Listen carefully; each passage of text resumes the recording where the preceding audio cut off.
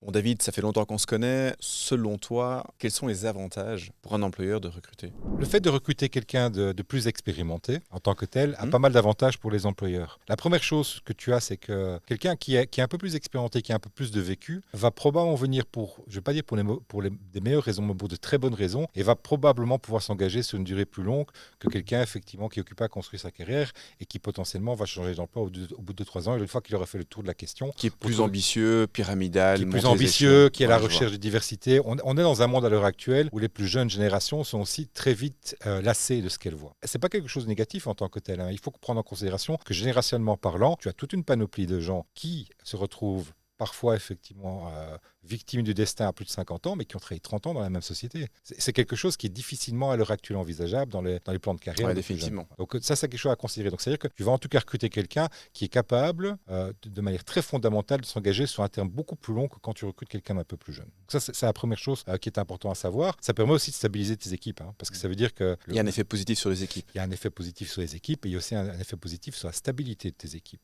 Voilà. S'il y a bien un truc que je peux te dire, hein, basé sur pas mal d'années de recrutement, c'est que pour la majorité des gens qui sont dans le business et qui recrutent, recruter représente peut-être 2% de leur descriptif de fonction, mais en souvent, ils investissent presque 30% de leur temps à le faire. Donc le fait d'avoir effectivement un churn qui est plus limité, c'est-à-dire avoir moins de gens qui tournent parce que tu as justement cette notion de stabilité qu'un profil plus senior peut apporter, va te permettre aussi de pouvoir focuser sur ce qui est ta fonction, c'est-à-dire pas forcément le recrutement, mais la composante business du métier que tu exerces. Donc ça, c'est la première chose à prendre en considération. La deuxième chose qu'il faut aussi comprendre, c'est que tu achètes de l'expérience. Alors oui, tu vas me dire l'expérience s'achète en fonction d'un certain prix. Oui, c'est vrai. Mais si tu fais le calcul de ton retour sur investissement, le fait d'acheter de l'expérience par rapport à quelqu'un qui ne va pas ronchonner parce qu'il a 100 euros en moins par mois, qui ne va pas claquer la porte parce qu'il n'a pas droit à son augmentation, ça apporte aussi une certaine valeur en tant que telle dans ta culture d'entreprise, d'avoir quelqu'un qui est là et qui a des attentes, j'ai envie de dire, plus réalistes ou en tout cas moins revendicatives qu'un profil jeune au niveau salarial. À quoi est-ce que c'est dû? Souvent, et encore une fois, c'est une généralité, il y a des exceptions, mais souvent, quand tu as 50 ans, tu as déjà, tu as des enfants qui sont peut-être en fin d'études ou qui sont déjà partis de la maison, tu as ta maison qui a été achetée, tu n'es plus occupé à faire à la course au rendement de ton salaire. Tu fais plus les comptes. Ouais. C'est pas quelque chose. Tu as un autre drive qui est derrière. Tu as un autre drive qui est relié au plaisir de pouvoir travailler dans un environnement Ouais, où tu te sens épanoui. Mhm. Hein. Donc il y a plus cet aspect compétitif par rapport à ça. Donc ça veut dire aussi que ça apporte une autre dynamique en interne aussi. Et on prend toujours l'exemple de tous ces films à la mode, comme tu vois, genre Love Wolf of Wall Street et tout ce qui s'ensuit, où il y a une composante qui est classique dans ce champ de fonction-là, c'est cette espèce d'environnement très orienté requin, où ce sont tous des jeunes qui se font la compétition avec les autres. Avoir quelqu'un qui a des autres drivers, qui va apporter autre chose à l'équation, va te permettre potentiellement de vivre dans un environnement qui est plus agréable et qui est plus périn par rapport à la majorité des gens qui y travaillent.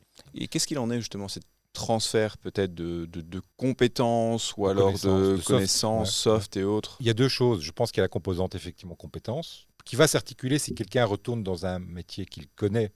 On n'a pas abordé le sujet, mais il y a aussi toute une réflexion de transfert de compétences à avoir quand tu te retrouves à chercher un emploi au bout de 50 ans. Parce que probablement que le métier que tu vas prendre n'est pas forcément le métier que historiquement tu as l'habitude de faire. Donc mais ça, c'est un autre sujet. Par contre, en termes effectivement de soft skills, tu as tout cet aspect, j'ai envie de dire, bon père de famille que tu fais rentrer dans ton entreprise, dans tes équipes, tu vois, avec quelqu'un où peut-être les gens ne vont pas forcément se voir tout le temps en compétition, qui va apporter aussi une certaine sérénité, pas parce que forcément il a réponse à toutes les questions. Mais genre, quand tu as 50 ans et 20 ou 30 ans de carrière, tu sais peut-être pas toutes les bonnes réponses, mais en tout cas tu connais la plupart des mauvaises qu'il ne faut pas donner. Tu en as vu des belles et des pas mûres. Exactement, tu vois. Donc ça, je pense qu'il y a aussi une autre gestion du stress. Pourquoi? Et encore une fois, c'est à charge et à décharge. Je pense que quand tu arrives à 50 ans, tu relativises quand même vachement plus que quand tu as 25 ans.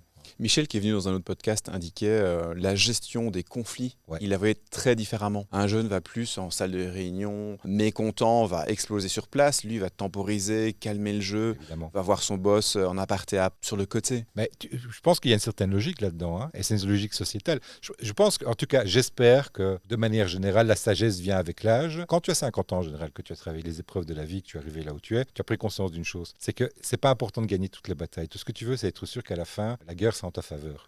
Donc ça veut dire qu'il y a tout ce côté temporisation qui existe, où tu vas pas prendre la mouche effectivement parce que pour une broutille qui apporte pas grand-chose en tant que telle. Mais il y a aussi, je pense, un mécanisme indirect qui te dit que la majorité des gens dans l'entreprise ne vont pas te voir toi comme étant effectivement un compétiteur ou une compétition. Donc il y a aussi un autre mécanisme d'approche, un autre style de relation. Une autre dynamique qui va s'installer très différente, qui est moins compétitrice, moins de requin, on va dire. Absolument.